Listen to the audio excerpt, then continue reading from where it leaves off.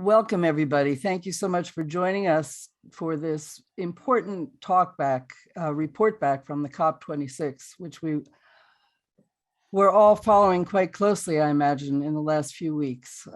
Hopefully today we'll be educated and enlightened about what actually happened and what we can do going forward as activists outside our governmental restrictions. I am Maura Stephens from System Change, Not Climate Change, and we are delighted to be co-sponsoring this event with our comrades in Green Eco-Socialist Network. We've dropped in the chat information about both organizations. We hope you'll visit us and follow us and hopefully join us and get involved. Today, I'm going to be quick with the introduction because we have a lot to cover. I'm going to turn it over to our moderator for the event, our sister in Green Eco-Socialist Network, Mel Figueroa, whose incredible resume belies her youthful appearance. So I will drop a little bio of her in the chat, and we'll drop bios of our other speakers as well. So please take it over, Mel. And afterward, after the speakers have spoken, we will have an interactive chat. So please drop your questions as you think of them in the chat, and we'll pose them to the speakers and hopefully have a lively discussion. Thanks again for joining us. Mel. Great. Thank you, Maura. And thank you all for coming to this very this important report back from COP26 in Glasgow. And you know, I'm sure we want to hear from everyone, and also to think about what we can do next. As COP26 commenced in Glasgow just a few weeks ago, it has become all too apparent that it is too late to talk about climate change in the future tense. From devastating floods, extreme heat, droughts, wildfires, climate change is here, and it's changing the status quo around the world. Where I live and from where I'm speaking to you now, in Mechoopda territory in Chico, California, the Camp Fire burned through the town of Paradise 3 years ago, leaving tens of thousands of climate refugees in our area. And this year, the Dixie Fire burned almost 1 million acres just up the hill from our communities. Frontline communities are already suffering and struggling with the disastrous effects of climate change, but their voices, experiences, and demands were largely not echoed or listened to within the programming of the official conference. Critics have called COP26 a greenwash, a merciless defense of the status quo, more like a meeting of the corporate minds and the governments who love them, and far removed from the places that are the sites of climate-related disasters. Nevertheless, communities on the front lines continue to survive and struggle against the fossil fuel-driven global capitalist system that, if left unchecked, will literally end life on Earth as we know it. We are honored to have several activists from these frontline communities here with us today to share with us their experiences and insights from attending COP26, their thoughts on this moment, and where we as communities and as a global climate movement can go from here. Our first speaker, Osprey Orielle Lake from the WECAN network, unfortunately could not join us today. She is fallen ill, laryngitis, and could not speak today. But we do have a video that sort of reflects her insights going into the COP26 conference. So for the first 5 minutes here, I'm just going to play a speech that she made at the UN on October 26, 2021, just before the start of the conference. It's really powerful, and I think will help set the tone for our conversation today. Again, just want to remind everyone that, you know, as we listen to our speakers, if you have any questions, please drop them in the chat. We'll take note of them, and then we'll go ahead and reserve those questions for the Q&A at the end of our speaker lineup. Okay, so thanks so much. I'm going to share with you right now the speech from Osprey Orielle Lake. There we go. It's truly an honor to stand in this great hall and speak with you today on the traditional lands of the Lenape people. Thank you. True hope is built upon honesty and action, and it's quite straightforward what I have to say today. We are not willing to die. We are not willing to die because corporations and governments tell us that they are doing everything that they can to address the climate crisis, yet emissions continue to rise, as other speakers have said. We are not willing to die because of the insistence upon endless economic growth and extractive industries that particularly harm women and Indigenous, Black, Brown, island nations, and Global South peoples. No, it's not okay to tell us that we are being unreasonable with our demands for climate justice because we don't understand what is possible in the political sphere or the business goal of financial institutions. We say back, you don't understand the laws of physics, and that we will not allow for sacrifice people or sacrifice zones, or corporate colonialism, or incremental transitions to renewable energy, or false solutions like carbon offset schemes instead of stopping pollution at the source. We are not willing to die because those with political power and wealth are having a difficult time understanding that everything is already changing. Mother Nature has made that perfectly clear. I live in California, where year after year now, we are facing catastrophic fires. My lungs and those of many are damaged, or we have lost loved ones to climate-fueled flames, lives gone forever. I stand before you to offer a call to action that was recently delivered to governments during the UNGA by the Global Women's Assembly for Climate Justice. It's a call to action from women and feminists around the world representing millions of people, outlining in explicit detail what can be done to meet the 1.5-degree target with already existing climate justice frameworks. And I submit this to the offices here. We included both governments and financial institutions in our recommendations because we are well aware of the power of the fossil fuel industry in these two sectors. 60 of the largest banks in the world have collectively financed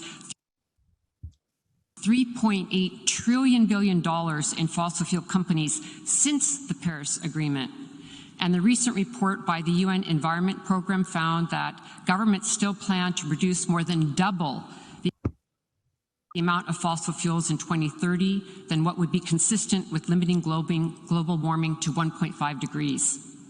How can we approach COP26 with these impossible numbers? Hope means no more rhetoric without copious amounts of action. So the question is, where are the government leaders willing to stand up to the fossil fuel industry? And where is the $100 billion a year promised from wealthy countries so we can move toward a just transition? We can move billions once we claim a global climate emergency, trillions. And pulling from military budgets is a good place to begin. I find my deepest hope and courage in civil society, especially with women leaders. We are in the streets, in the fields, in the boardrooms, and in the halls of power. We are putting our bodies on the line, some of us getting arrested, criminalized, tortured, and even murdered for standing up for the last of the clean water, the last of the forests, for what we hold as sacred, for the last chance for our climate and a livable future. What is happening now is not only unjust, but it's actually insane. As we head into COP26, please know we are not willing to die or sacrifice future generations for truly pitiful reasons of greed, political power, and hubris. Rather, we are willing to fight, to use our imaginations, innovations, to be alive, to thrive, to be courageous, to be uncomfortable for positive changes, to be bold, and to win. We are willing to endlessly fight for policies that prioritize social, racial, and economic justice and Indigenous and human rights. The real problem is not that we don't have a plethora of solutions, from agroecology to Indigenous knowledge, from regenerative energy to feminist economics and climate policies. Rather, the problem is the insistent structural interference that those in power are exercising in response to people taking real action. In the face of this, we are rising all over the world and growing stronger. We can act now, and we must act now. Let's totally break business as usual at COP26 and create the healthy and just world we know is possible. That is hope. Thank you for hearing these words. Please let them pierce our hearts with courage so we can fight together for our collective survival. Thank you. Okay. Well, that was, again, Osprey Orielle Lake speaking at the UN on October 26th. And I think she is here with us today right now. And but thank you so much. And please also contribute through the chat if you can with your terrific insight. Thank you. Okay, so the first speaker will have, I think Asad Rehman is here. Is that correct? I am here. Yeah. Hello. Okay. It's okay. So what we'll do, I know you just got here, so we'll have our next speaker. We'll have our speaker John Foran talk first, and then we'll go to you, Asad, to share your insights. So I'm honored to introduce John Foran to speak briefly on this topic as well. John Foran teaches sociology and environmental studies at the University of California, Santa Barbara, and is an activist in the global climate justice movement and the creation of systemic alternatives beyond capitalism. His work can be found at NX Terra, ICAT, and the EcoVista Climate Justice Press, and his activism takes place with EcoVista, Transition US, the Ecoversities Alliance, and the Global Tapestry of Alternatives. He's an active member of System Change, Not Climate Change. So thank you, John, and welcome. Thank you, Mel. Thank you, everyone. It's a pleasure and an honor to address such a wonderful group. As COP26 began, Greta Thunberg summed up the whole thing quite succinctly using just one word, blah. She used it 3 times, blah, blah, blah. And as it ended a week ago today, around 1 p.m. California time, she tweeted, "The COP26 is over. Here's a brief summary, blah, blah, blah." But she continued, "The real work continues outside these halls, and we will never give up, ever."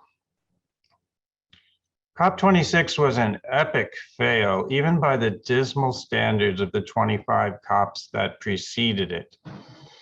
I attended 5 COPs between 2011 and 2015 when we got the Paris Agreement. We have to ask, why was COP26 held at all under the conditions of the pandemic? Because neither delegates nor the world's people could get to the summit. And for large numbers, this was true.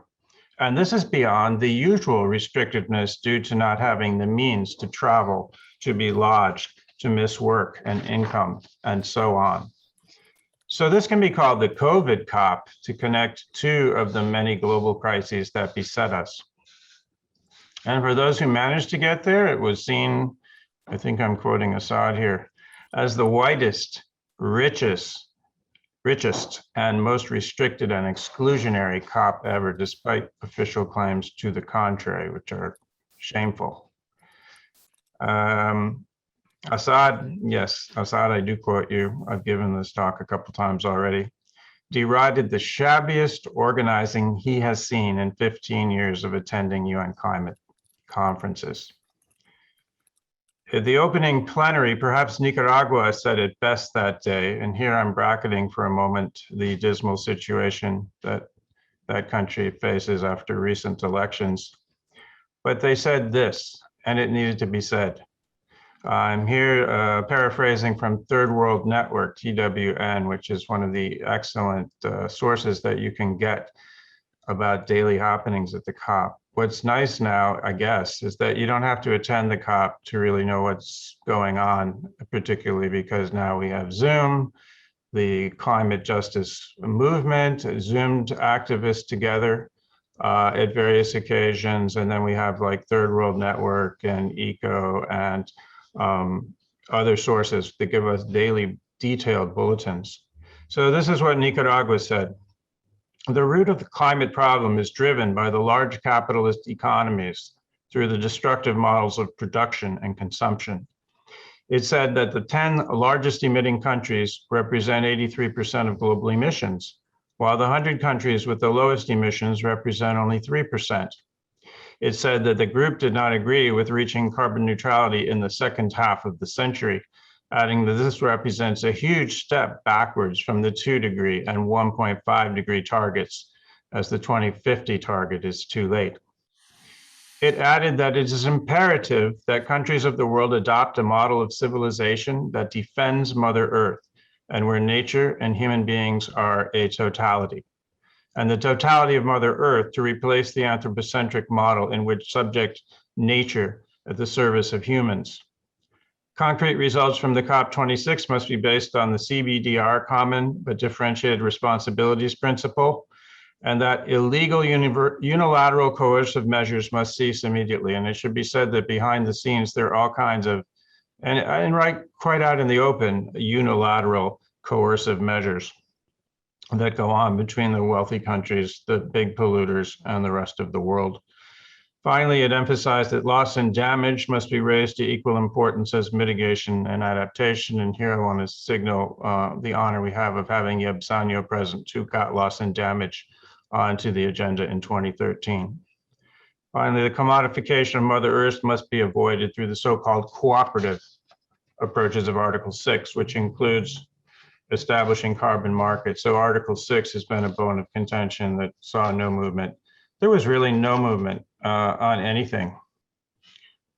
If I had to sum it up, the elephants in the room, not surprisingly, were the United States and China, who delivered nothing collectively, but some words, which is all we get out of any COP. The Fossil of the Day awards that ECO gives went variously to Japan, Scotland, the UK, Brazil, Norway, Russia, India, South Africa, and Australia. All these countries fought for the medals for doing the biggest wrong things. The climate justice stalwarts included, as always, AOSIS, the Alliance of Small Island States. It was wonderful to see the Maldives with Mohammed Nasheed speaking for their country. Bolivia, maybe Costa Rica, but really who else? The excluded is most of the global South, especially the countries of Africa, as well as all the peoples of the world, the indigenous, the front lines, youth, workers throughout the world, women. Here's the official line on the outcome from last Saturday. These are the words of Patricia Espinosa, who's now the executive secretary of the UNFCCC, replacing our well-known Christiana Figueres. And she drew extensively on the metaphor of a bridge, saying, at COP26, parties built a bridge between good intentions and measurable actions to lower emissions, increase resilience, and provide much needed finance. I don't know what world she's living in. A bridge leading to the historic transformation we must make to achieve rapid reductions this decade and ultimately towards the 1.5 centigrade goal. A bridge between the admirable promises made 6 years ago in Paris to the concrete measures that the scientific evidence calls for and societies around the world demand. And then she had the audacity, the shamelessness really, to go further and extend.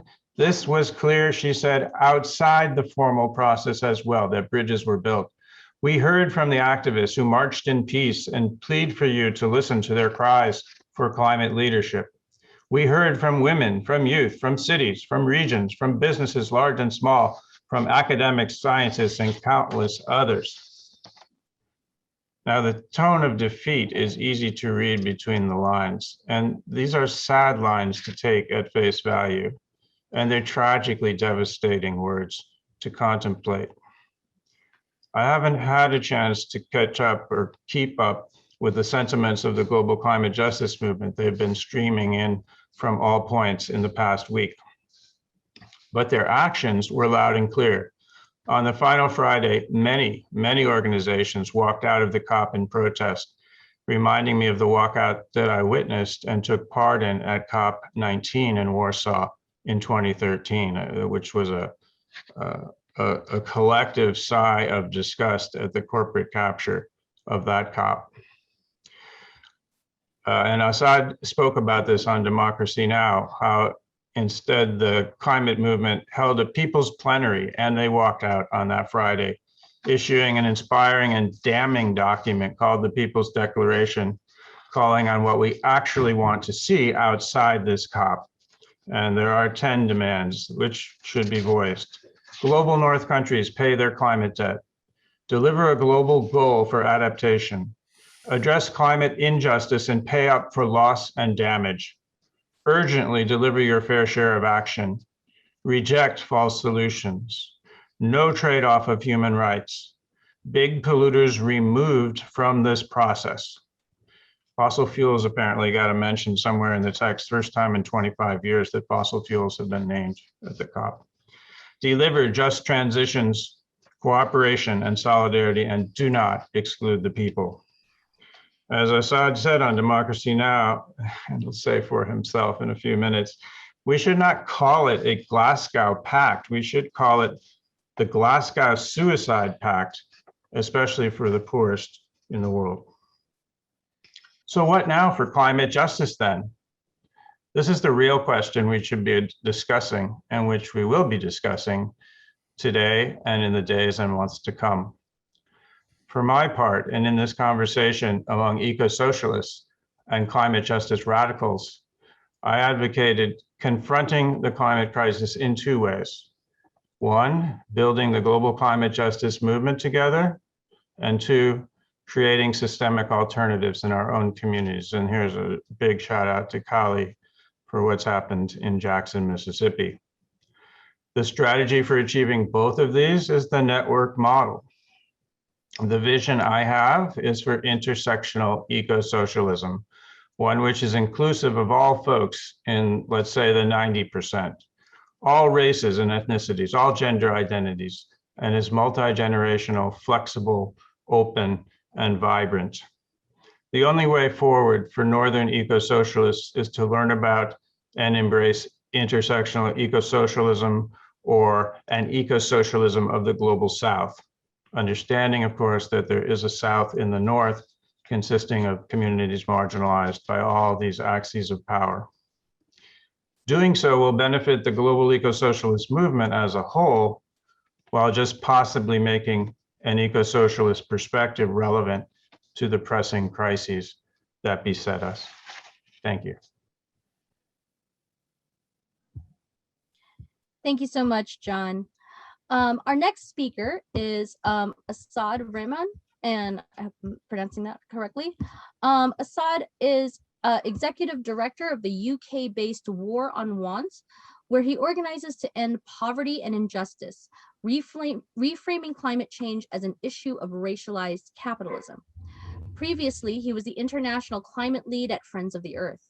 In his 25 plus years in non-governmental work, Asad has served on boards of Amnesty International UK, Friends of the Earth International, Global Justice Now, and NUM Monitoring Project. So thank you, Asad, and take it away. Thank you. I must send you my less boring bio than that one. I would say I've been more involved with social movements both in the UK and globally. Look, in these 10 minutes, absolutely we can say that the outcome of the COP26 was a betrayal of the science and of justice and of people. There's no doubt. And as the UK government was, was very, very clear about its objectives.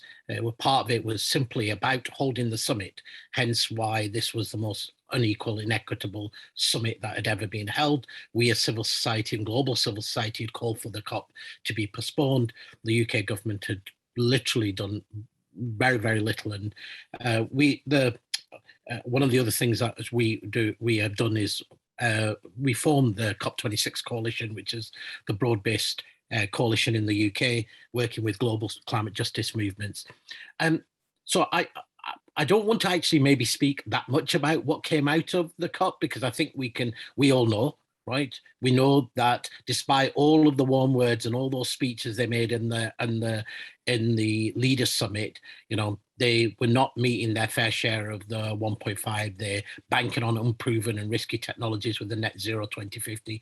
They're moving and have attempted, and it's been a decade-long strategy to undermine the common but differentiated responsibility and become common and shared responsibility, right? Ignore the fact that the global north has got wealthy off, centuries of exploitation, both of fossil fuels and of people, and has got the capacity to be able to respond. When they said absolutely on even the paltry 100 billion, which we all remember was plucked out of thin air by Hillary Clinton in Copenhagen, that has been unmet. The studies show that only about 22 billion of that has been put on the table. 80% of the money that has been made available was debt creating loans. And there's a regret, right? That was the most that there was language in there. A regret, we haven't met this, we will meet this. On adaptation, of course, it's, the call from the Global South was for an adaptation goal, so that we could talk about both the finance and the technologies, and etc. And it's been kicked into the long grass again. More discussion, and then of course the big red line that many of us vote include, and as you mentioned, you have very, very central back in Warsaw, which was around loss and damage, which is moving that to the loss and damage facility. Obviously, the richest countries block that: the US, European Union, the UK, because for them the question of liability is a thick red line. They don't want to go there. So the outcome is ultimately, I say, it'll be a conversation about a helpline, but with no help at the end of it. But so all of that is absolutely true. But I think there's something more for us as the climate justice movement to reflect on in this moment, because if we think back to when the climate, even within the UNFCCC, when the climate justice movement sort of came together in Bali in 2007, we were a minority. We met under a tree, right? We were the small part of civil society, and the mainstream civil society was dominated by what we call big traditional NGOs, who had a narrative of thinking about just cutting carbon. Everything else was a secondary issue. Justice was a secondary issue. We had countless arguments about everything from the word justice to, of course, groups not wishing to oppose offsets, etc. We can sort of characterize that between people who argued you could live within this system even if it was killing people, and us who are saying actually it's a system, it's a systemic crisis. Climate is not simply an issue about carbon, it's a much deeper, and it requires a systemic response. And I just want to maybe just draw on maybe what the successes we've had, right? Because the fact that those world leaders made the kind of speeches they were was reflecting the fact that all the time we've moved the dial on the conversation about the climate crisis, right? The fact that they've even had to, even if it was just hollow words, that was really, really important. And now our narrative is the dominant narrative, right? Of not just on the outside, but of in the inside as well. So, for example, that plenary that we took, that was just mentioned by John, that was of all of the formal UN constituencies, not of climate justice groups, of the UN constituencies. So they're all the formal representation. And the fact that all of them, including so-called the research and NGOs, apart from business, took that people's plenary, signed that declaration, led a walkout, that was a marked difference in terms of how the nature of the conversation is beginning to change, right? The fact that climate justice was the dominant narrative of all civil society, irrespective, was really down to us, right? We have moved the center of this part of this conversation. And it was reflected, of course, as the COP26, when we formed the coalition, we didn't allow the big NGOs to form the coalition. We said, this is not going to be an environmental coalition. This is going to be a coalition, which is the movement of movements. It's going to be trade unions, it's going to be Black Lives Matter, migrant justice groups, economic justice groups, etc. And anybody who was in Glasgow on the 150,000 march would say that was a markedly different march than I've ever seen in the UK on climate. This was not middle class, white middle class. This was trade unions. These were economic justice. These were people, working class people, right, from different constituencies and communities. Right? The People's Summit, was not simply now talking, which we organized on the fringe, was not simply talking about what is the problem, but the biggest part of that People's Summit were people talking about, we know change is coming. What kind of change are we going to talk? Is it going to be? You know, whether people are talking about eco-social pacts, radical global Green New Deals, justice transition, it was the dominant part of the conversation of movements and different thinkers coming together saying, this is now the fight. The fight isn't to say the crisis is here, because now everybody recognizes the crisis. What's really now going to be the fight for the coming years is, we know change is going to come. It's inevitable now. What kind of change will it be? Who will it benefit and who will it be sacrificed? And I think that's a very, very different terrain than one even 10 years ago, when we thought, you know, when we think back to 2009 and Copenhagen, you know, the last big moment of when this same narrative was put forward. We're going to, you know, 1 minute to midnight is what the Prime Minister Boris Johnson said in his speech. And if you remember back in 2009, you know, of course, President Obama got a Nobel Prize for simply arriving in Copenhagen, but it was all empty calls, right? It was calls for action, and without ever substantiating what that call to action actually meant. Now, the fact that so much of the mainstream was pushing back against blame the global south, or pushing back against it's India's fault, and actually saying, no, it's rich developed countries' fault. That, if you look at the media, even in like the UK and internationally, the number of voices that now express our climate justice perspective and a radical climate justice perspective, we'd say that's amongst civil society and amongst our movements, that's now the dominant narrative. So we've been hugely successful, I think, in terms of how people now begin to understand the crisis. People begin to understand in terms of how we should think about it and the narrative around it. Obviously, the next stage is going to be this big issue about, well, how do we build an alternative when we know that the carbon budget for 1.5 in real terms is less than 10 years, right? And what does that mean in terms of us building power and reducing their power, when, of course, we know that currently we don't have sufficient power. And so the strategy of the movement of movements, of collecting our movements and being able to create frameworks, I think is, you know, which obviously underpins all of our eco-socialist thinking, is the most dominant kind of narrative. And I was struck by, you know, we know with the dial was changed when climate strikers started talking about, you know, carbon colonialism and climate colonialism, etc. But now actually we've got a much more politically educated movement about this moment, about this crisis, than we've ever had before. We've even seen more of our, what I would say, parts of our left movement, which traditionally had the same cognitive dissonance on climate as much as the right did. Yes, it's just another crisis, rather than seeing climate as both a compounding crisis, but also an important, and it's probably the most critical terrain for us to be active in, because that fundamentally challenges the very question of capital and capitalism and the role of the market. So I think there's, whilst the COP outcome was hugely, you know, an utter betrayal, I left with real hope because of the movement building that we had done, you know, and that now our voices, the voices of the most radical people, were central. You look at the march in Glasgow, the platform did not have one big NGO. It had our movement speaking. You look at the People's Summit, the people who spoke were our movements, you know, and this is not, you know, and the fact that even some of the bigger NGOs now are moving and starting to articulate, in my mind, I think there's a really interesting parallel. It reminds me of like Seattle and Seattle, of where you move the whole center of gravity and the whole of civil society moves along with you. Of course, we ultimately suffered a defeat post that because of the war on terror.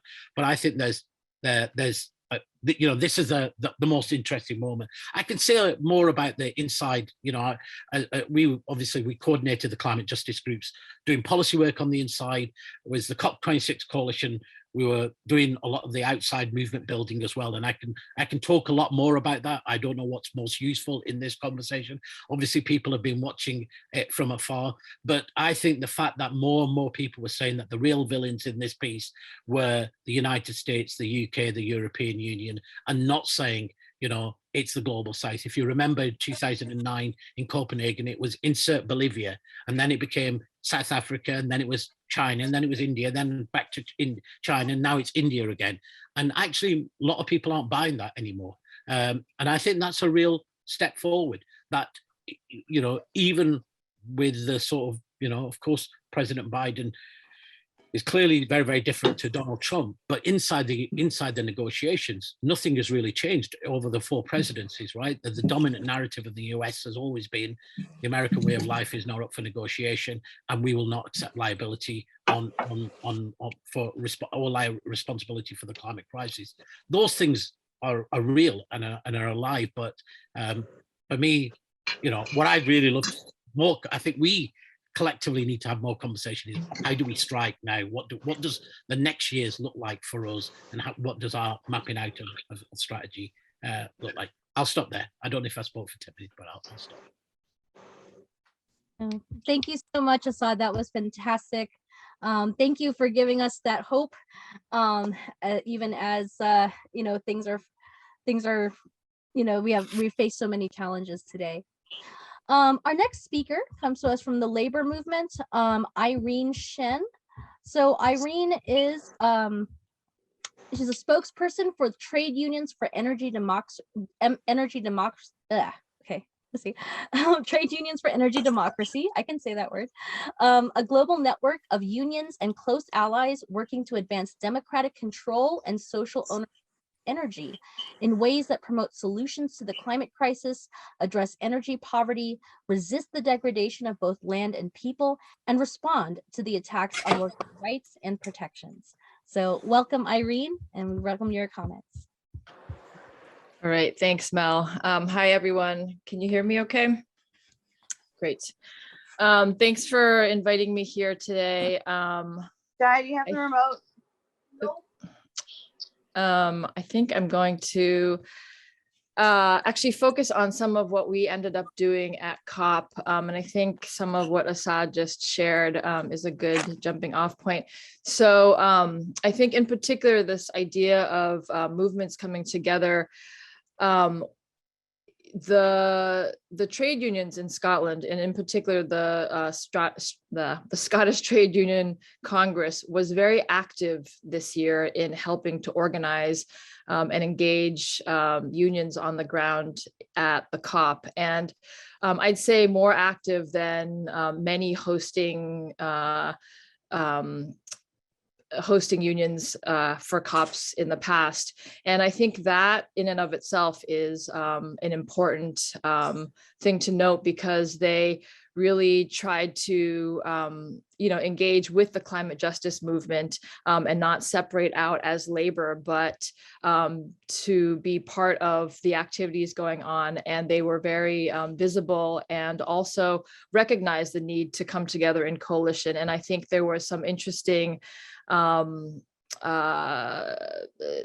things that happened where there were waste workers that were striking, and the youth climate strikers were right there sort of supporting them, and the workers actually supported the youth movement and the youth demonstration. And I think that's an important thing to note, that there's sort of a coming together of these sort of two groups that have been traditionally really divided in terms of like the environmental movement and the labor movement. So I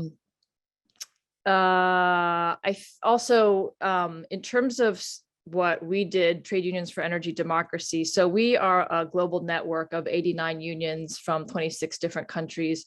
And this year we came with a very particular intention of launching a document that we've been working on for the last year, closely with the FNME CGT union in France, which is the mining and energy workers, and also with Public Services International, and a whole task force of unions that we've been working with over the last year to develop a document that not only critiques the neoliberal energy policy that is essentially climate policy, but also offers an alternative vision for what is possible. So as Mel mentioned, our network, we're part think tank, part working with unions on the ground all over the world. And we strive to try and help unions develop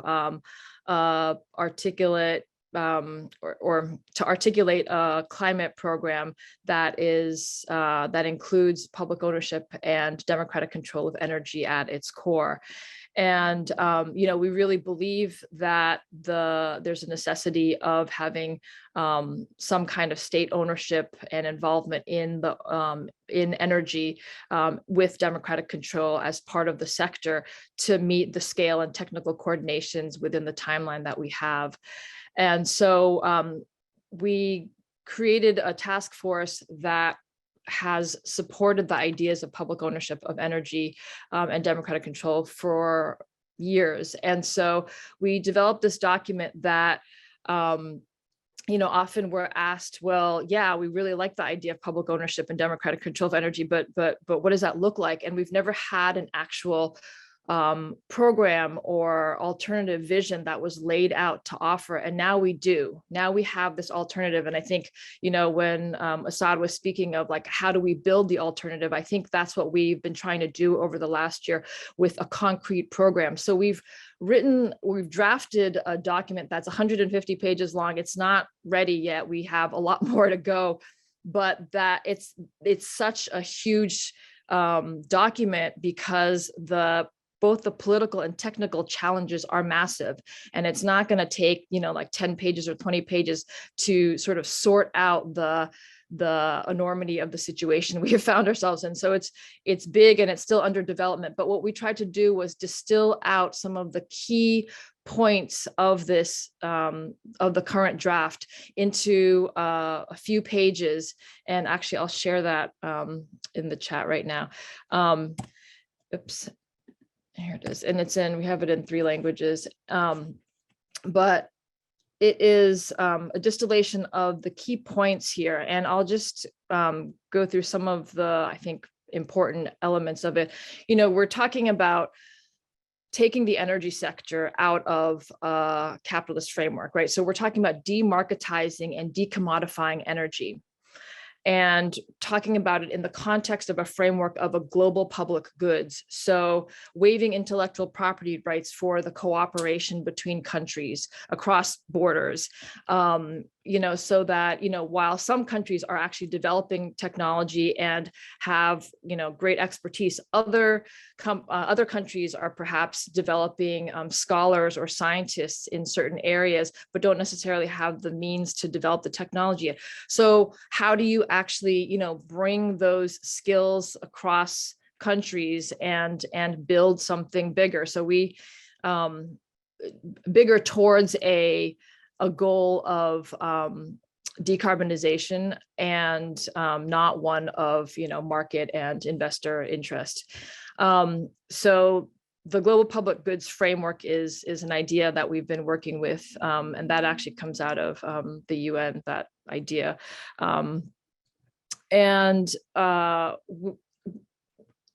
The fact that this is a global perspective that we're taking, we completely understand that within each region of a territory or a country, there are vast differences, right? There's political differences, there's weather differences, there's resource differences. So the details of these things would have to be worked out per area, exactly how the public ownership and democratic control elements would look like. But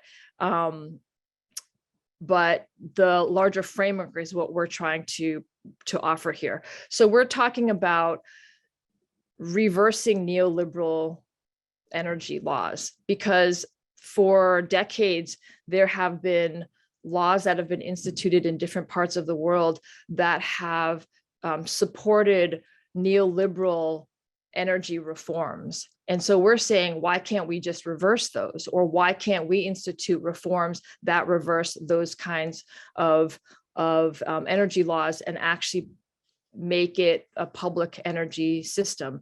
That's actually what's happening in Mexico right now. Under the AMLO administration, they are actually trying to do that so that they can have a planned approach to decarbonization, and then integrate into that renewable energy, et cetera, in terms of sustainability and decarbonization.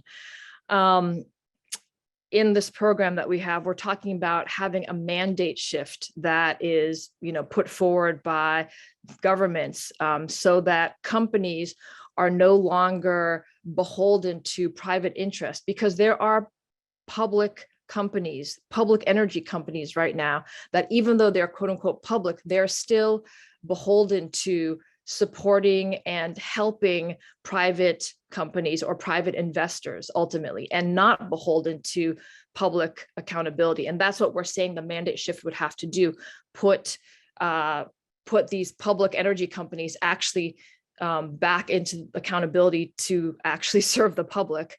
And then, of course, with private companies, we're saying the mandate would be to shift and transition into being accountable to the public, basically reclaiming back into public ownership. Under this kind of a framework where you are talking about a transition into public ownership of energy, you're talking about creating the conditions where planning is actually possible. If you can actually have planning, then you can actually prioritize constituency platforms. And of course, there's going to have to be, fights to make that materialize and actually look the way we want. But we could have, prioritize platforms for indigenous communities, for women, for young people, for disabled people, et cetera, for LGBTQ communities.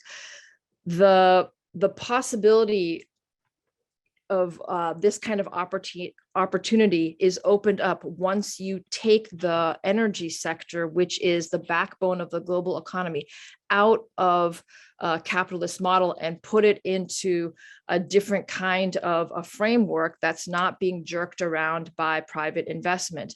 You create the conditions where you can actually plan, and then you can plan for platforms that challenge systemic oppression. And so, this whole framework actually advances justice rather than neoliberal energy policy, which actually deepens the hole into injustice, as well as prevents real decarbonization. So when you hear, calls or demands for wanting to have governments with stronger NDCs, nationally determined contributions, meaning like stronger, ambitious goals for decarbonization, we don't actually think those stronger, ambitious goals are necessarily going to mean anything if you don't have an implementable plan to actually be able to reach those decarbonization goals. And so we really believe that this program is the first steps to being able to orient people's minds towards thinking about how do you actually get an implementable plan to reach decarbonization goals, because you can actually plan. Under public ownership of energy, under this kind of framework, you can actually also assess technologies based on the actual merits that they have, not the merits of making money for private investors, but the merits of the actual technology. Let's face it, all technologies have negative elements to it, including wind and solar. Even though everybody promotes renewable energy as the way to go, there's huge issues around extraction, huge issues about spatial issues, and waste issues, et cetera. And so all of these technologies really need to be weighed based on the actual merits for decarbonization, for waste generation, for extraction of raw materials. And they also need to be considered based on different regions. If you have more sun, that means something. If you have a grid for certain kinds of infrastructure, then that means something also. And so how do you actually assess these things based on real merit? You need to have a system that's not based on making profit margins and getting investors lots of money. So I think I will end there, but what we're trying to do is we launched this in Glasgow. We're trying to get unions to sign on now. And if you guys are not on our mailing list, if you wanna, I'll put my email into the chat. If you wanna email me to get on our mailing list, we'll be sharing the recordings of the meetings that we had, some of which were specific to the program in Glasgow. So thanks again for having me, and I look forward to hearing the other contributions. Oh, and I'm sorry, I'm just realizing the time. I have to leave at 7 or in a few minutes my time. But thanks again for having me. Thanks so much, Irene, for that wonderful contribution. And yes, we need to be people with the plan. So thank you for being people with the plan. All right, next, our next speaker is Kali Akuno.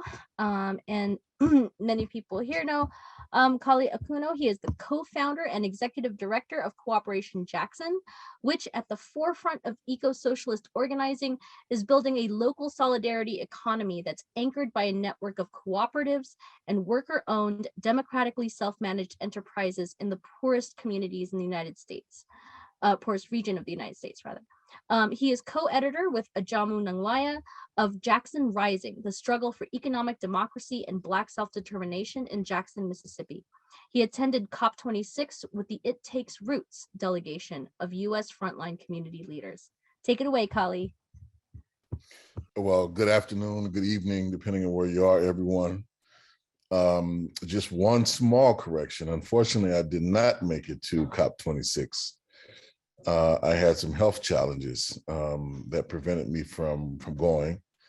And so I had to tend to that and try to take care of myself so I could be around, to try to stir up trouble for many more years to come. So that was my initial commitment. But of course, I was following and monitoring what could be monitored. From afar, trying to interject and play some support work, provide some support and some background work to the comrades from It Takes Roots delegation were there. But I was a bit bummed about not making this one, and let me state the reason why. I was on a mission and continue to be on a mission to get us to refocus our activities, to pivot away from the COP into more self-organized and self-directed activities. Our power and ability to influence the COP, I think we have to recognize is minimal. This COP, as Asad mentioned, long before, I would argue anyway, long before the pandemic struck, because they kind of make these decisions generally about 2 or 3 years ahead. They kind of let the public know and act like there's some open deliberation after the end of each COP, but that's not really how that functions. This was going to be a closed shop and an exclusionary shop from the get-go, as soon as they made the announcement that it was going to be in the UK. The pandemic, of course, made it worse, but it was intended to be exclusionary from the beginning. And why this one in particular? They didn't want to have any repeat of what happened in Copenhagen, like just point blank. They did not want any repeat of that.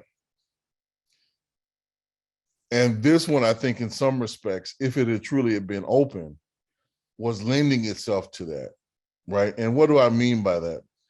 I mean a new set of social forces coming together with a renewed consciousness, particularly off of the kind of global wave of protests and the global wave around racial justice stemming from the Florida Rebellion, but also, which has not been giving as much coverage, then the massive strike wave that workers all over the world, not just in the United States, have been engaging in like the past 2 or 3 years. And so they knew this one would be potentially confrontational, as well it should have been. So, you put it in some of the more remote places to kind of avert that energy, to kind of lessen and dampen it. And then you go on basically with business as usual. And the thing that I think we need to be very mindful of about where this one is, it was touched on earlier by John. But just to bring it back, I think the point that really about the total nature of the carbon capture of this COP in particular was the pure enshrinement of carbon markets. Like that is now beyond, as far as they're concerned, kind of an incontrovertible, controversial fact. That is going to be the way forward.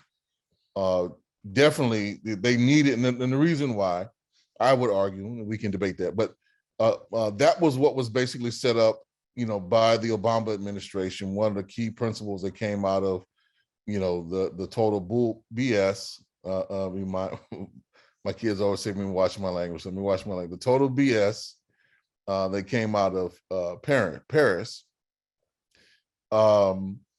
but was the nature of the U.S.'s involvement with that was disrupted by by Trump pulling out, but they needed to get him back on board. They needed to get the United States back on board to move many of these kind of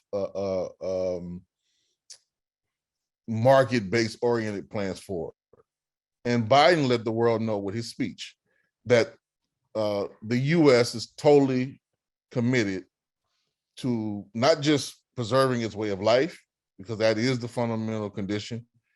That was the fundamental condition, not only of the climate negotiations, but that was the fundamental condition that Obama gave, if folks want to go back.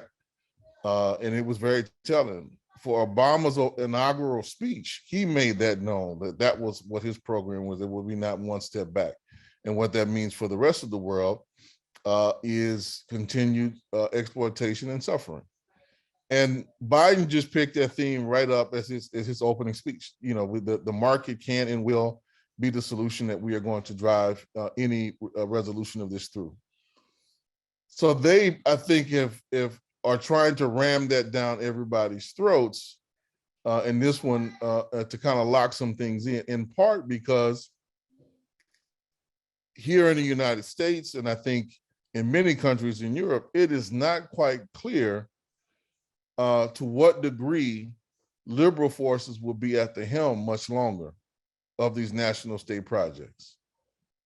Right there's despite all of his rhetoric, Boris is lightweight Trump in many respects, and it looks like he's going to be there for a minute. Just given the nature of how the Labor Party was dismantled, from without and within. So very little kind of pushback there as far as I can see. If others want to challenge that, I welcome to hear that. But that's also the case in France. It's also the case in Germany, despite the kind of elevation of the Social Democratic Party to being one of the key leading efforts. But its platform is far from anywhere satisfactory around climate justice issues.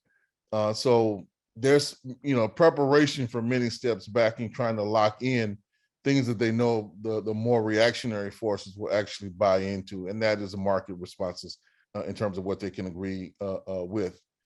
And the piece why I'm bringing this up, much is being touted around these kind of Green New Deals, both here in the United States and in Europe. And I think we have to recognize why I'm going back to why, I want to really push for a redirection of our own energy is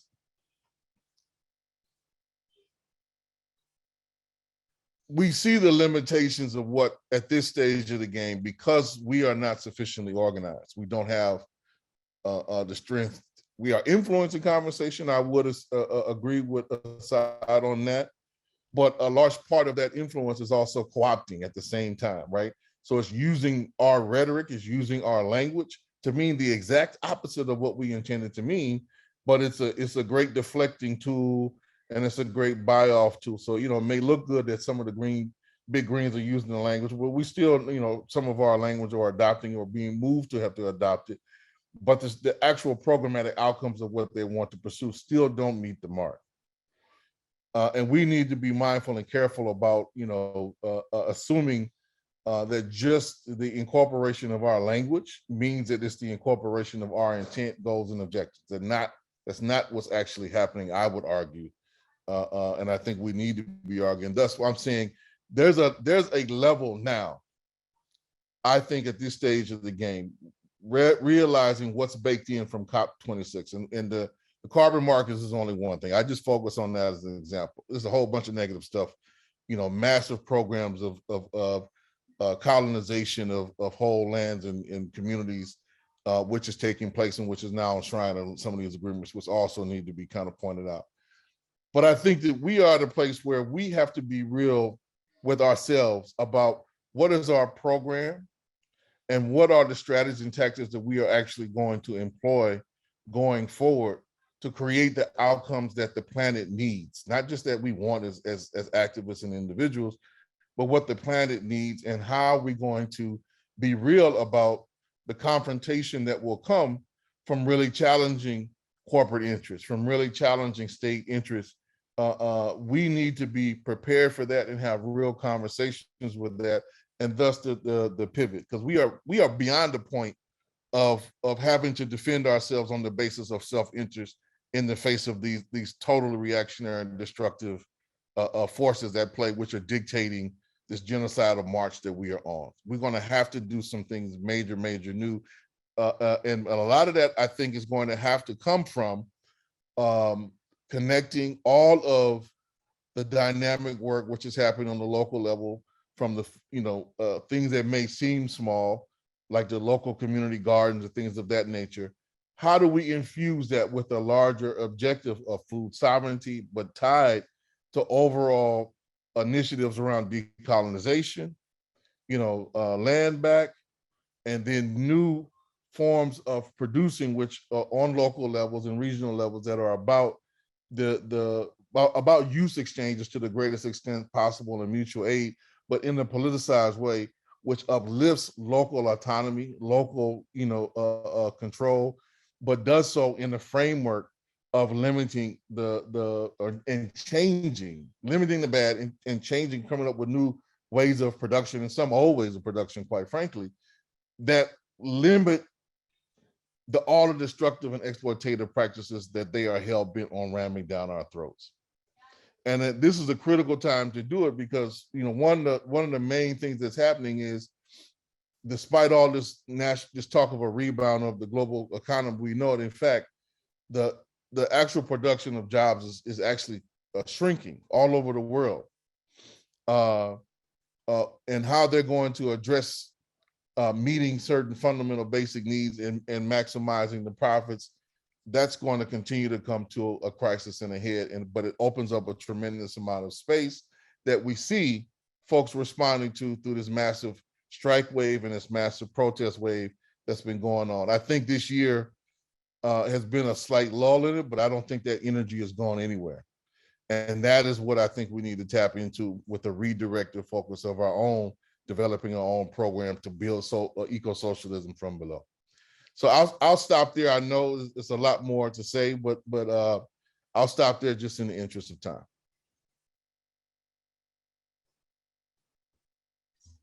Thank you so much, Kali. That was incredible analysis. And yes, we can't wait for them. We have to start moving now. We have to start building the alternatives, because we still have to survive, whether or not they agree to what we want or not. Okay, and so we'll move over to our final speaker. Very excited, who's joining us from the Philippines. This is Saño. Now, Yeb Saño is a climate justice activist from the Philippines, a recovering climate negotiator. I love that. He was previously the chief climate negotiator for the Philippines, championing climate justice in UN climate talks. He currently leads the diverse campaigns and operations of Greenpeace in Southeast Asia, including the climate justice and liability work to hold the world's biggest emitters accountable for the climate crisis. Yeb serves as vice chair of the Laudato Si movement, the global Catholic climate movement, and is a board member of 350.org. Welcome, Yeb. Thank you very much, Mel, for such a gracious introduction, and I join the appreciation from other speakers for having all of us here. Such a wonderful moment to connect with all of you. Again, my name is Yeb Saño, and yes, I do refer to myself as a recovering climate negotiator for all of what that means. And I did lead the Philippines delegation as the chief negotiator for many years, and been following the COP since 1997 after I graduated from college.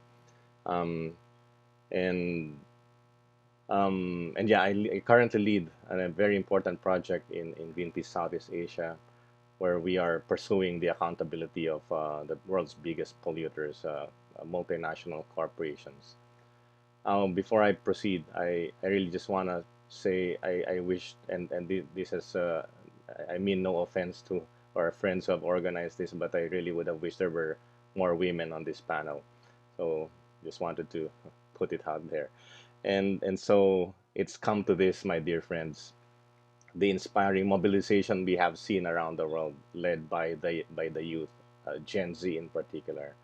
The warnings we've seen, we've heard the loudest alarm bells rang by scientists, and the heartbreaking impacts that we all experience now, probably on every square inch of the planet, living in a changed climate.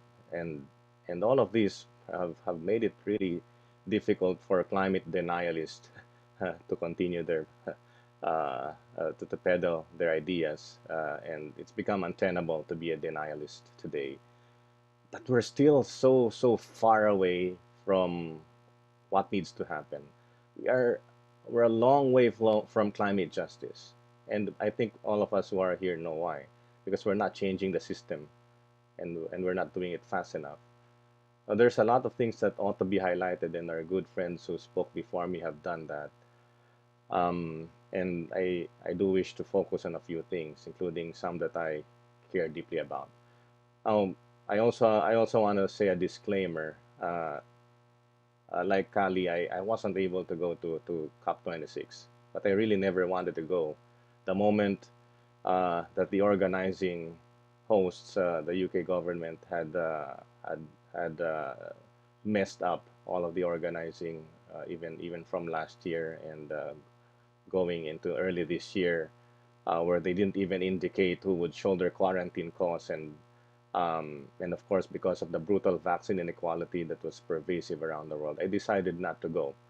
But also, unable to join because I was quite unfit to travel. Before I even got fully vaccinated, I contracted COVID, together with one of my family members. Before and I already at that point decided I'm not gonna be able to go. So I have raised my voice against vaccine inequality, and in particular in relation to COP26.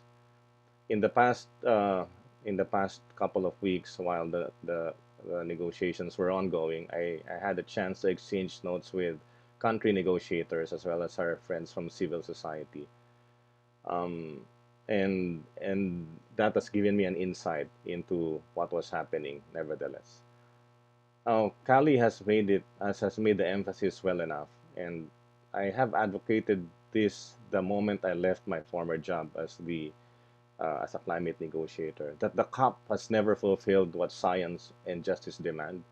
And the duty before us is really to expose the farce that is happening in the climate negotiations. It is a venue that is at the behest of the World Economic Order.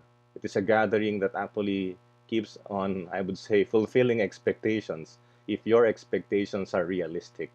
If your expectations are not bloated, like what the diplomats would spew out often.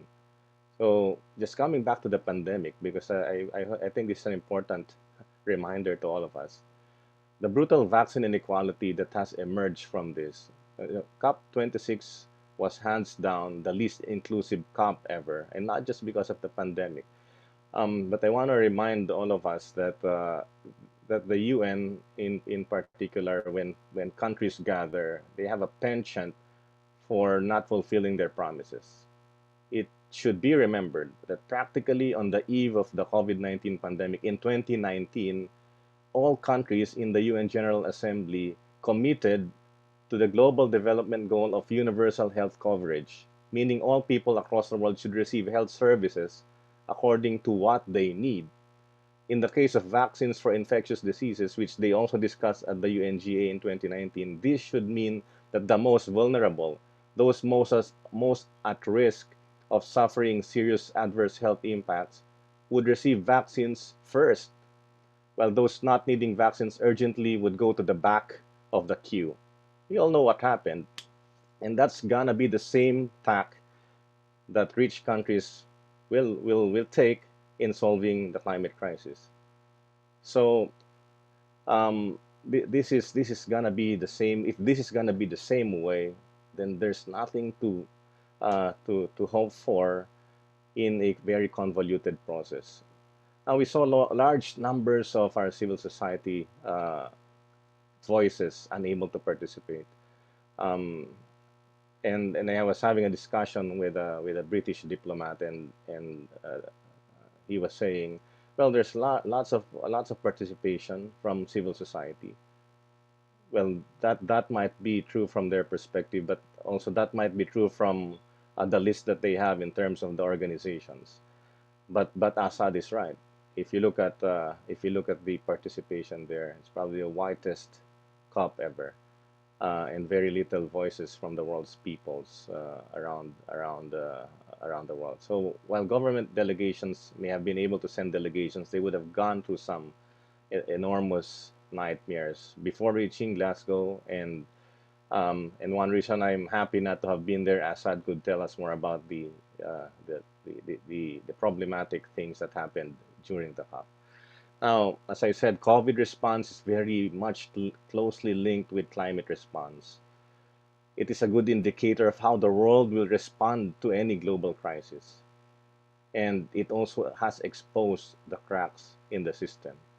Now, the writing is really on the wall. If the world continues to reinforce the same system that has allowed the rapid spread of COVID, the same capitalist system that has brought us poverty and social exclusion, war, and this climate crisis, then um, then then we're really going nowhere, and we're nowhere as near to averting this crisis. Now, from the COP26 outcome, I do have some key takeaways, but let me first say how disgusting the toxic positivity is coming from the COP. Um, I hear a lot of people saying, well, it's better than nothing. A lot of people are saying 1.5 is alive, stuff like that, and all of these things that they say to try to convince themselves that they did a good job, at least from the government's standpoint. I also see a lot of sectors, quarters, even in civil society, saying this was an outcome that allows us to continue work. Countries coming back next year instead of 5 years from now to ratchet up ambition in terms of climate mitigation is a good outcome. Well, they can take their toxic positivity and ram it down their own throats, but I'm not gonna buy it. Oh, I also say that the second thing as a takeaway is the fulfilled expectations. We always say that the COP has failed our expectations. No, I beg to differ. It always fulfills my expectations because I always expect the COP to fail.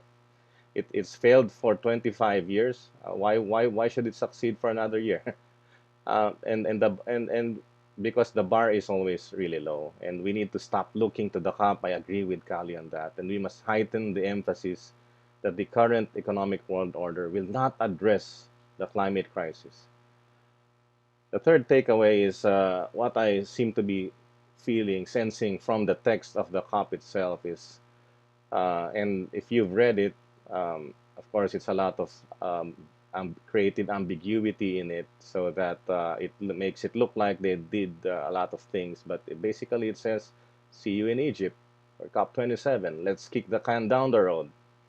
And they've been kicking the can down the road for the past 25 COPs, and I have been part of that for a great deal of my, of my professional life, and the two things, two other things that are important when we measure the success of any COP, or again, at the risk of being oversimplistic, it doesn't really succeed.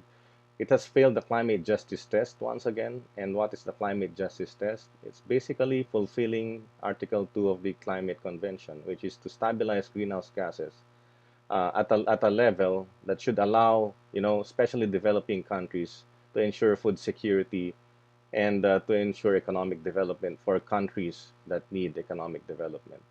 Now, what we have seen is an abandonment of the responsibility to take cognizance of their fair shares, the burden that rich countries have to solve this crisis. Because what is heartbreaking about this, about the issue of climate injustice, is that those who have contributed the least to this problem are experiencing the biggest brunt of its impacts, and those who are supposed to be responsible and holds the lion's share of carbon emissions are getting away with it. Now, the second test is the climate science test. Does it fulfill the climate science test? Absolutely not. It never has. The COP never has, and the COP probably will never be able to do so fast enough. We will be overtaken by climate impacts before the sovereign nations gathering in a COP could act fast enough to avert disaster. Now, another issue I wanted to mention as a takeaway is how divide and conquer had once again become so blatant. Remember, this is the least inclusive COP, so dividing and conquering poorer nations, less powerful, less influential nations, has become much easier in this COP, and that's what I'm always afraid of. And Asad knows this from the years of working together. That divide and conquer is not something that you read in the news. Divide and conquer is something that happens inside those rooms, and it's so blatant. Bilateral deals being struck at and the deal is that you stop talking, you just keep quiet as a vulnerable developing country, and it happens far too often. And seventh is the passing the blame to developing nations. It broke my heart, and I'm not going to mention the name of countries here, but it broke my heart that if a poor country tries to assert itself and block the final outcome, it becomes the devil, right? It becomes the scapegoat for the entire thing. But if a powerful, rich nation tries to block the outcome and calls its capital, it doesn't suffer from the same from the same criticism. So that's unfair for me. That's brutally unfair. And then the last takeaway I have is carbon markets. We've fought hard to keep carbon markets away from the Paris Agreement. It landed in Article 6. And while the Paris Agreement rule book was being negotiated in the past 6 years, we tried to avoid carbon markets from taking the shape that it has right now. A lot of people would say, a lot of negotiators would say, well, there's the transparency part there that allows us to, well, not allows us, but it somehow makes it difficult for carbon cowboys and rich nations to game the system and make developing countries, the global south especially, fall for the trap.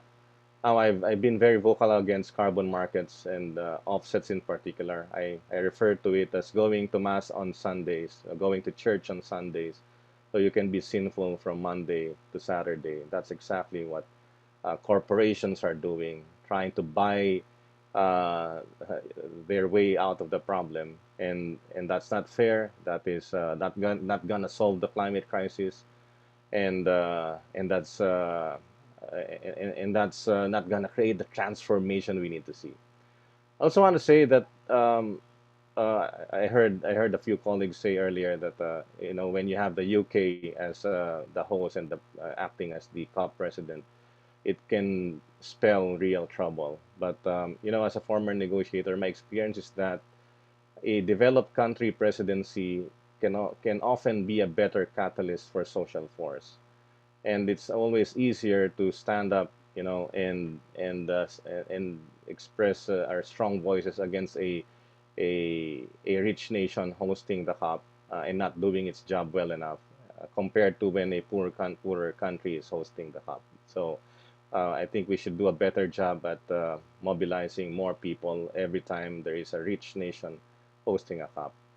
So the Glasgow Climate Pact, dear friends, is nothing but a poor excuse to delay real action on climate. It is pretentious, patronizing, and insults the intelligence of millions of people clamoring for urgent and ambitious action from governments and corporations. This is an outcome that evades responsibility, kicks the can down the road, and says, see you again next COP. It's not good enough.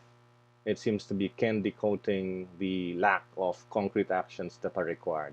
The world's peoples should be furious at this poor excuse of an outcome. And it is very glaring that many of these words are words we have seen before and merely reiterated as disguised creative ambiguities. If you look at the text of COP26 outcome, a lot of those words are meaningless. They are reiterations. They are words that say we encourage, we emphasize, but nothing much that is decided, nothing much that says we commit. But we need to see our concrete means for rich nations to take concrete accountability for the climate emergency, provide finance for developing countries in real absolute numbers, and in particular to scale up resources and support to avert and to address loss and damage, an issue that I care deeply about as I personally negotiated the establishment of the loss and damage mechanism, as Asad said in 2013. And this process needs to stop presenting vague false finance goals. It is also quite disconcerting that in the negotiations on long-term climate finance, the reference to the failure of rich countries to provide the hundreds of billions of dollars to developing countries had been bitterly debated. Why? That has already been agreed before, and why do they have to debate that again? And the decision on the new collective quantified goal on climate finance is likewise riddled with vacillation and more process speak rather than concrete commitments. It is plagued with conflicting opinions, and up to the last minute, a lot of things remained undecided. So, very little from COP26 takes the climate crisis seriously, and it's bringing us farther away from any hopes of staying within safe limits that are required to fulfill what science and justice demand. In order for us to avert catastrophic warming, the outcome of Glasgow uh, has to be seen, as I think Kali has alluded to, has to be seen as a side note to to the work that we need to do. And I think I wanna end by saying that we all want to remind ourselves that the battle will not be won or lost in those plenary halls. They will not even be won in the chambers of law, even if we're pursuing many creative pieces of litigation that hold corporations accountable. They will not be, of course, won in the chambers of commerce, definitely not. They will be won or lost at the grassroots, and they will be won or lost in the chambers of people's hearts. We do live in a time, my dear friends, where history keeps reminding us what is at stake and what is to be gained if we embrace hope. And I believe it can still be done, that in the face of adversity, we will find a way. We have to stand together to create a new and just global society and not rely on governments to do that for us. That means redesigning the way we talk to each other and to reach people. That means making another world possible. Thank you very much. Thank you so much, Yeb, for those words. That was incredible.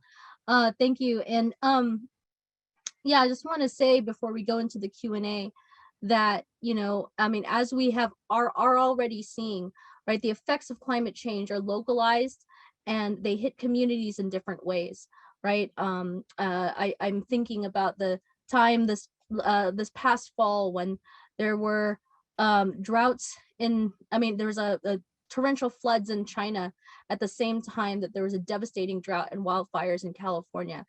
And they're connected, right? Even though they're very vastly different and hit our communities different, they are connected. That La Nina ENSO system connects China and California just as, you know, all other, just as global climate change connects us all. And I just want to echo Yeb's point that we can't rely on governments and people who are very comfortable in the face of these disasters that don't really get these effects directly to be making these decisions for us. We need to be pushing for alternatives. We need to be saving our communities and working to do so and making our demands from there. So thank you so much for all of that. So now we're going to go into our Q&A, and for this first one, I'm going to combine actually a couple of the questions that were asked about this, right? About what do we do about the COP? If we know that it's not going to do anything for us, we know that it's going to be a glad handing of corporations and the governments who love them. So, and so, you know, and Stanley Heller points out that won't it be impossible for civil society to have any effect at COP27 in Egypt next year because it's a police state that bans demonstrations. And so David Jones asks, should our energy be spent in delegitimizing the COP process and getting NGOs and environmentalist orgs to boycott? So I guess I'm going to throw that question out to all the panelists and feel free to jump in. So what do we do about the COP anyway? So any one of our speakers can jump in.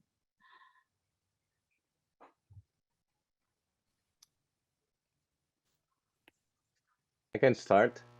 Yeah, go ahead. So not pretending that I have something wise to say, but probably taking it from the what we tried to do in 2015 for the Paris COP. What we tried to do when I just left my job as a negotiator was I embarked on a global pilgrimage. I started in my family's hometown in Tacloban City, the ground zero super typhoon Haiyan. And then I traveled to Pacific Islands, including Vanuatu, which was just affected by Cyclone Pam that time. And I was intending to, once I reached mainland Asia in Thailand, I intended to walk all the way to Paris. It never materialized as such, but I did get to travel and walk a good deal of the way, including parts of India, parts of Southeast Asia, and from all the way from Italy to Paris, from Rome to Paris. And I'm mentioning that because not because we want to walk from somewhere all the way to Egypt next year or to future COPs, but I think what is required of us is to highlight the story. And while the COP is somehow the physical destination, our real destination is the hearts and minds of people. And so whenever we engage in the COP process, I think that's what we need to be sure of, that we are reaching hearts and minds, that we are making people aware of what needs to be done outside of the COP, not just literally outside of the meeting, but in the larger world. So mobilization will be crucial. We need to show the show of force is important for the movement, because the movement is stronger than ever. I didn't get to say that earlier, but the movement is stronger than ever. I've never been so inspired before, and And this is something that we need to optimize, that we need to embrace as an opportunity. And I don't know the answer to what we do in Egypt. Sorry about that. But again, for future COPs, a show of force is really important. Thank you so much, Yeb. And I didn't realize you're from Tacloban. My family's from Tacloban, Capalogan. So I should have spoken to you in Waray instead of my broken Tagalog. But all right. Well, thank you so much. Asad, you wanted to speak to this? Yeah, I just maybe also responding to Brian's point in there about Patrick's view about seattling the COP. I think it's the wrong analogy, right? So when we look at the WTO, that's something we don't want to happen, right? We don't want them in terms of corporate globalization. We actually do want a global approach to a global problem, right? And we want that approach to be fair and just, and we want rich countries to take responsibility, provide the finance, the technology, all of these things. So we don't want what the US and the rich countries have been doing for the last decade, which is dismantle the climate architecture, right? So not have science-based targets, not have legally binding targets, begin to have pledges. And increasingly, what they're doing is beginning to move into like bilaterals, right? Bilateral announcements that are where we, as the global citizens, have absolutely no possibility of being able to engage, right? They're held behind closed doors, they're simple announcements. We saw that in the first week of the COP, right? With the UK government made announcement after announcement with multinationals on everything from coal and deforestation, et cetera, right? Now, apart from the problem that most of these announcements have been made previously, they were not transparent. There would be no opportunity for us to interrogate them. Are they actual real? So some extent, I think that when we look at the COP, I think we have to look at it more as a question of where the reality of the outcomes of the inside is directly correlated to our strength on the outside, which is directly correlated to our strength at a national level, right? And that's not just in the global north, it's in the global south as well. Our countries in the global south would not capitulate if you had, anti-imperialist leaders that they had overthrown and assassinated for decades, right? It's because we have leaders in the global south who are tied and are susceptible to in terms of that pressure. So our pressure in our movements in the global south, and it's the same question. We have to hold the feet of our political leaders who go there to the COP and then just acquiesce to the developed country demands. But so, and I think for me, there's also a part of what we do at the COP is not necessarily win, because of course we're not winning, but we are slowing down the bad things that they actually want, their approach, right? So there's a clash in terms of a fundamental paradigm of like, how are we going to respond to this crisis? We know what theirs is going to be, because increasingly they're laying it out. Look into the market again, or move this responsibility from states to multinationals, et cetera, leave it, everything from, if you're an impacted person, it will be insurance schemes, it will be all looking to the private sector. And our response, of course, which is you need regulation, you need government decisions, you need everything from, energy and food to be a public good, equitably shared. We need fair share approach to the 1.5. That means binding targets by 2030 for developed countries and by 2050 for developing countries, tackling inequality and poverty, but doing it in a way that respects planetary limits, right? So that the transition in the global north isn't built on the same logic of extraction that we've seen in terms of fossil fuels, right? And too much of our movement have done that, right? They've gone from action to saying end fossil fuels to simply saying renewable energy. And we know that that's actually not the answer, right? It's, yes, of course we want to transform our energy system, but simply saying green technology and a new wave of green colonialism on the global south also isn't possible. But we know none of these things are possible unless you actually begin to talk about the global economy, right? The idea that the global south is going to be able to transition, right, is starkly demonstrated, as you have said. If we want to look at how the world is responding and dominant countries are responding. Then we saw it with the COVID vaccine, right? Something that they all said, no one is safe until everyone is safe. That was their stated commitment. And yet the lowest hanging fruit would have been lifting the patents on vaccines that they blocked continuously in support of course, big pharmaceutical companies. So all of those structural barriers that you have talked about absolutely all exist, right? And increasingly, I think people are beginning to see that. So for me, the COP is a moment of contestation, and we should see it in that sense, right? It's where our movements are able to come together, because we have to look at, right, what do we get out of the COP, right? So it's a moment for our movements also to be together. And if we didn't have the COP, where would the climate movement be, right? How would we have changed the conversation on from climate action to climate justice amongst our movements? Where would we be saying to rich countries, movements in rich countries, I'm sorry, but you can't talk about radical Green New Deals in the nation state, right? Where you've got no dates for for zero carbon, right? Where you're leaving it open, or you can't talk about jobs in the global north built on exploiting workers in the global south. That actually a just transition has got to be a more justice transition. All of these exchanges, these deepening of these conversations take place around this moment. And so I think we've got to think about the COP in a slightly different way than saying we're disappointed with the outcomes. Of course we are, because that's a reflection of our power. That's ultimately, and if we were more powerful, the COP would be delivering what we need. And so that's comes back to a question of how do we build power, and how do you use the COP as a moment to express your power, right?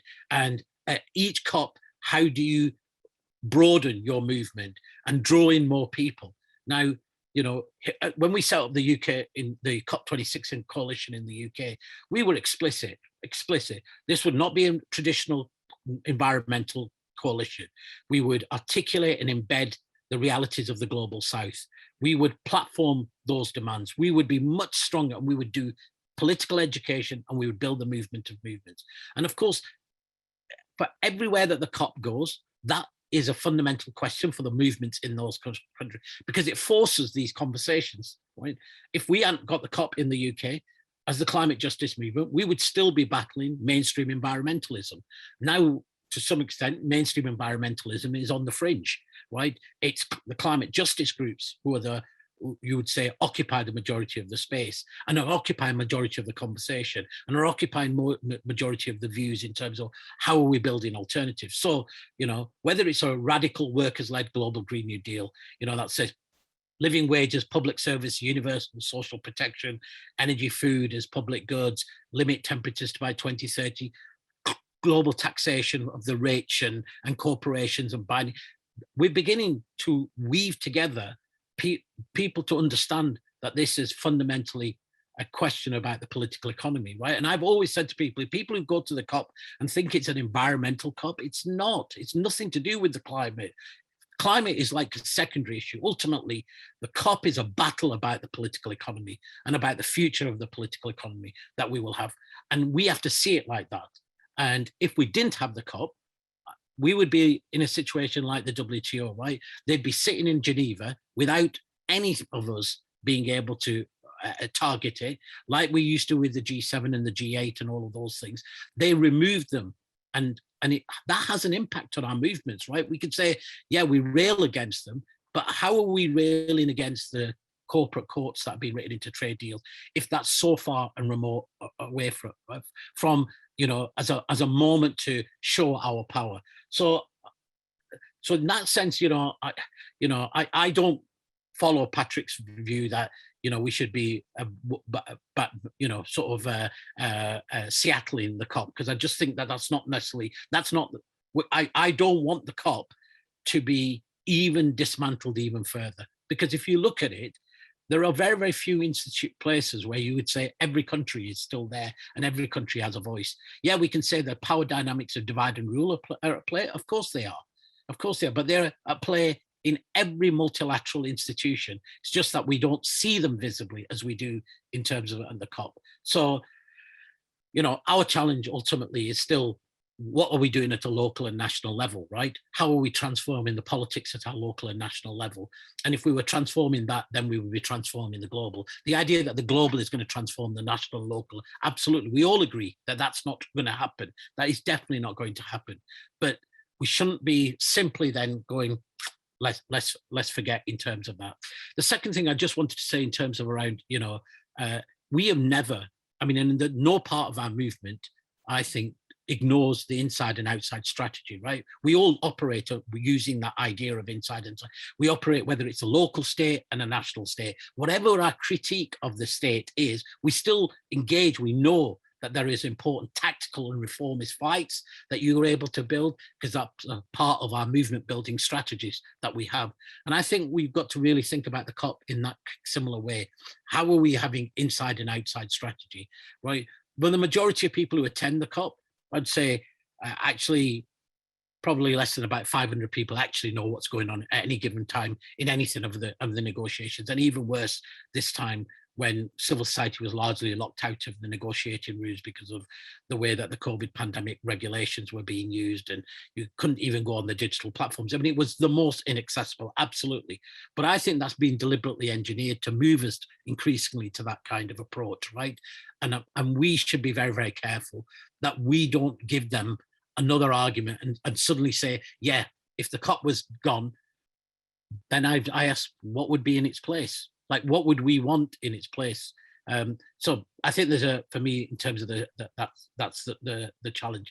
And I think fundamentally, the bigger question is for our movements is, particularly in the global north, is how are we rebuilding internationalism, right?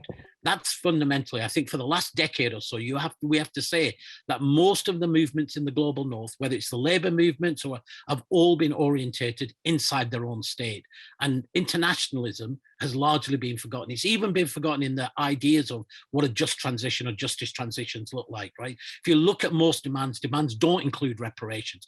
Or they talk about reparations, but not in the kind of scale that reparations are actually needed. They don't talk about how are we going to lift all technology, patents on technologies, and make those kind of demands, right? So my worry also is you could actually have a semi-progressive transition in the global north, whilst locking the majority of the global south into, into another cycle of violence and disaster.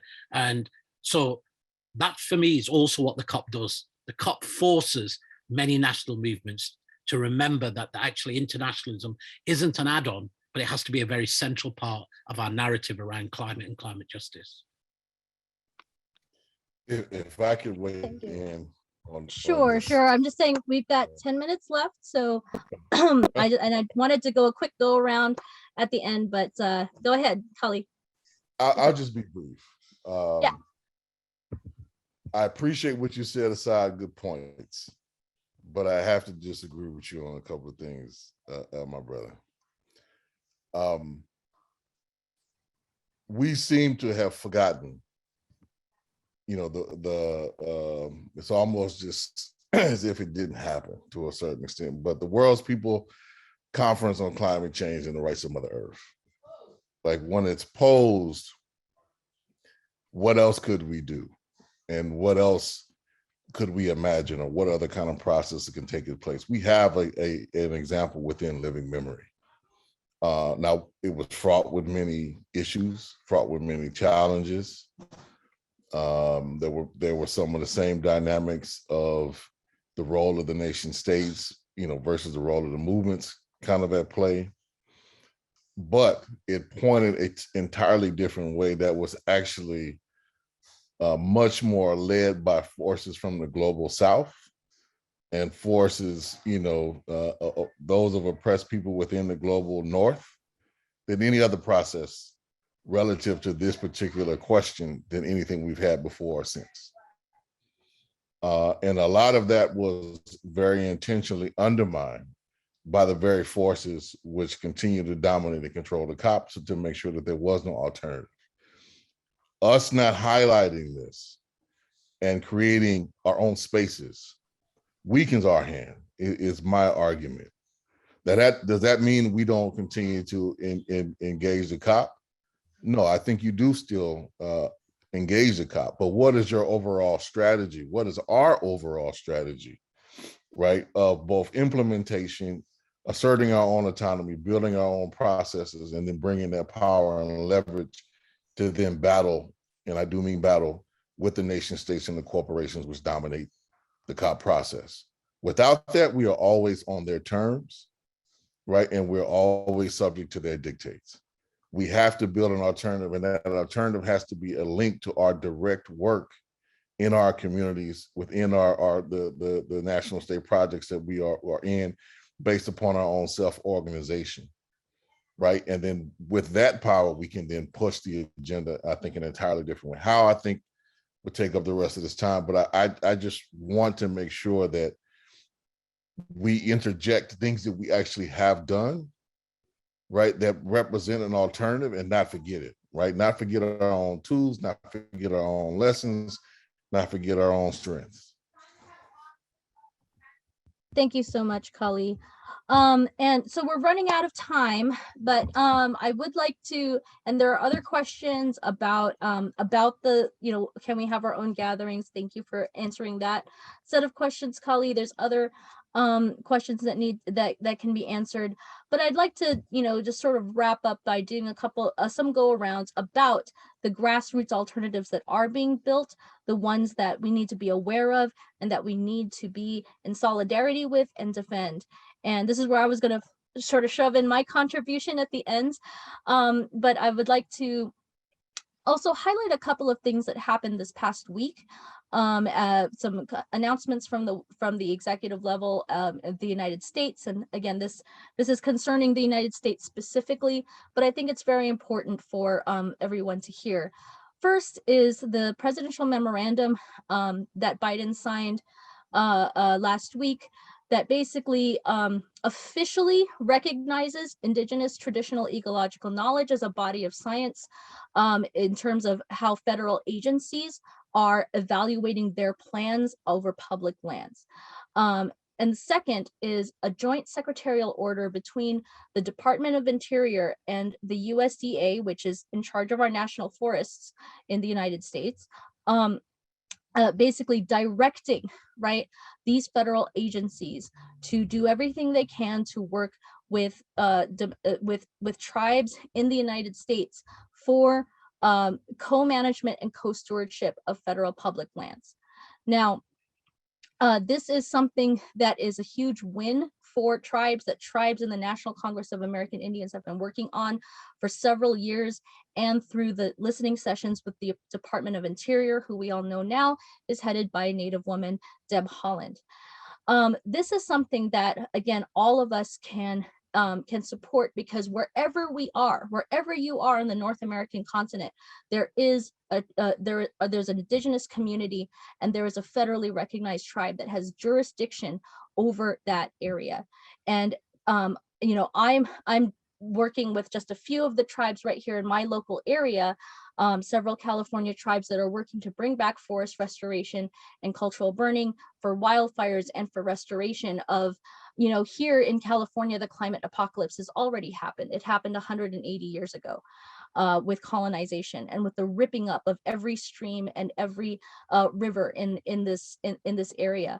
What's happening in Vancouver right now is just a sneak preview of the 200-year flood that's going to basically turn California into a massive internal lake in a flood zone, as it does every 200 years, but which colonial society has no idea about, because California has only existed for 180 years.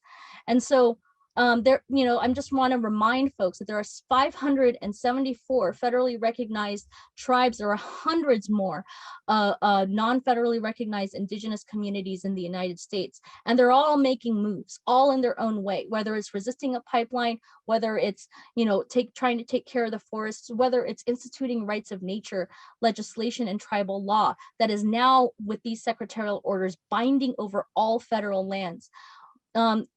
Wherever you are, find out whose tribe's land you are on, what that community is doing, because everyone is doing something.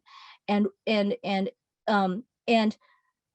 one of the things that the message that I've been tasked to bring here into this space is for everybody to recognize that these tribes are governments, they are sovereign nation states.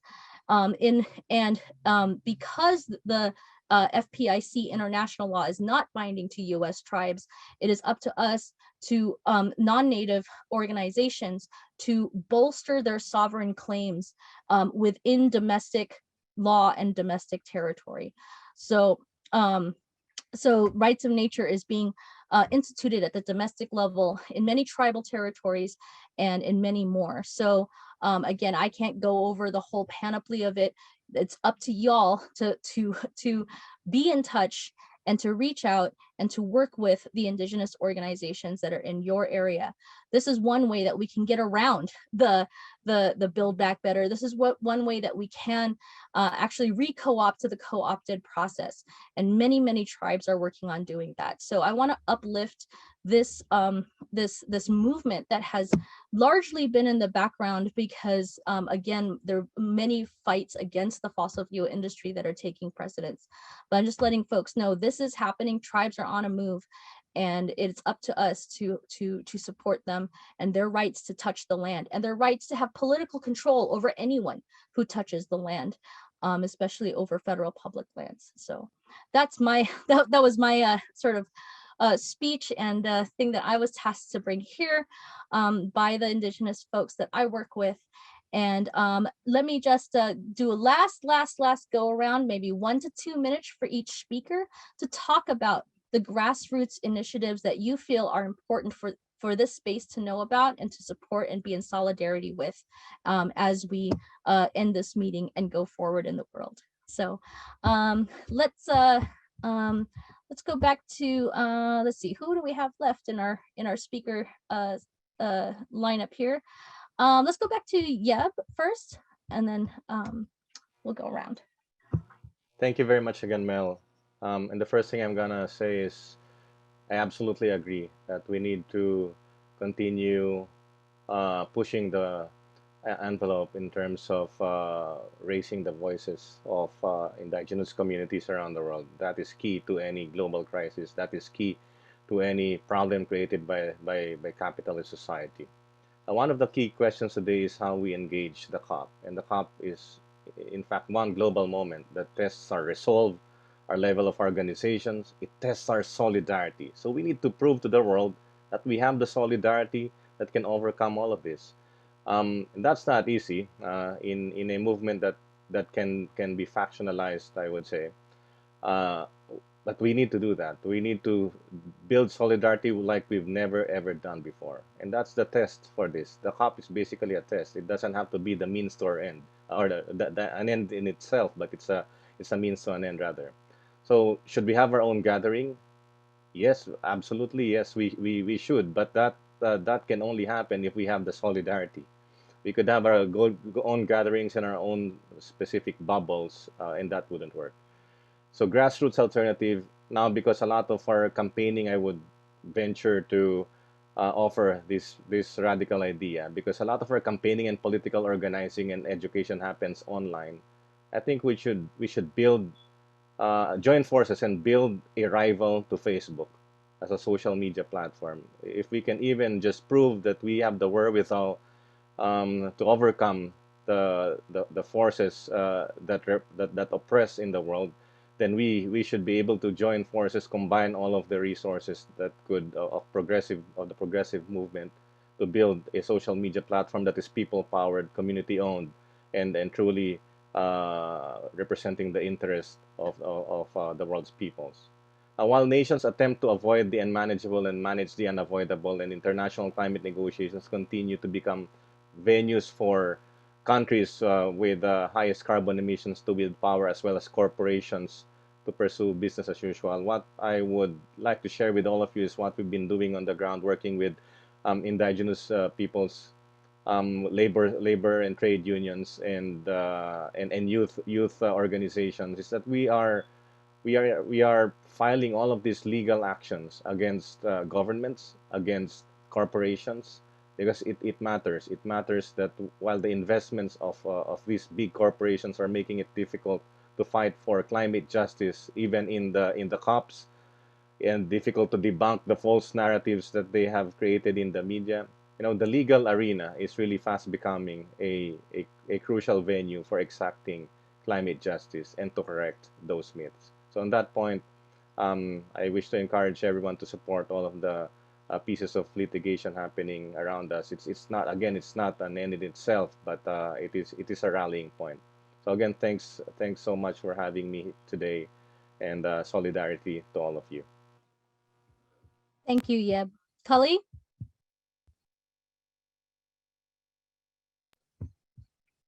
Cully, you want to take 1 minute to talk about your maybe he's not there. Okay, let's go ahead to Asad, 1 minute.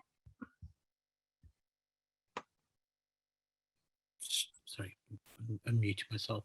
So War on Want, we work both with the global movements and with our own network of frontline communities, workers, organizations, and social movements around the world.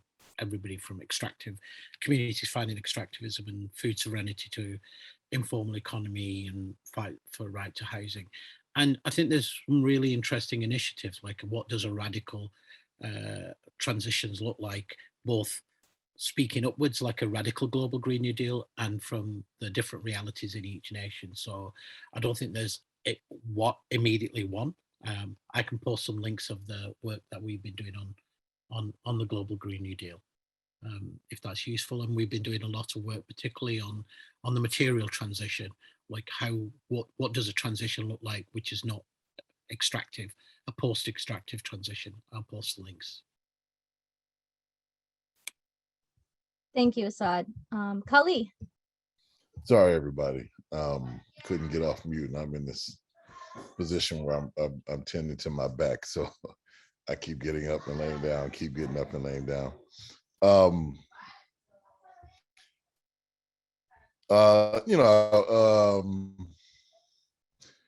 Starting with the practical, I will say something that we are working on that I'd like to bring folks' attention to.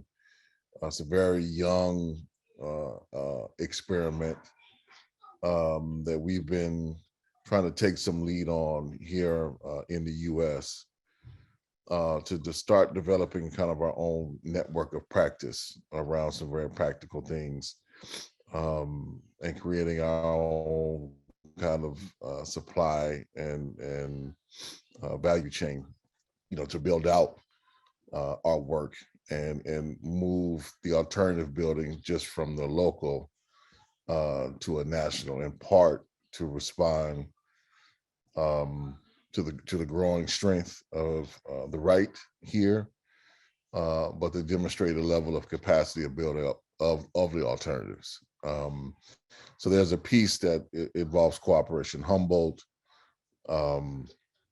Community Movement Builders in Atlanta, Survivors Village in New Orleans, and Building Fearless Futures, and the Grassroots Center for Grassroots Organizing in Vermont that we are working on. It's called the People's Network for Land and Liberation, which is trying to build this out.